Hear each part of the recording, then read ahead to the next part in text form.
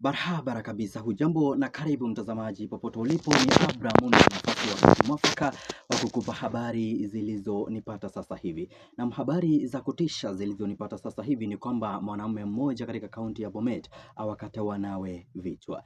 Na mtazamaji, ni kilio kisicho na kifani kilichowakumba wengi katika kaunti ya Bomet, ukanda unaotambulika kama Teka-Asis Konoin, baada ya mwanamume mmoja wa miaka 35 kuwakata wanawe wawili vichwa, mmoja wa miaka 2 na mwingine wa miaka 7.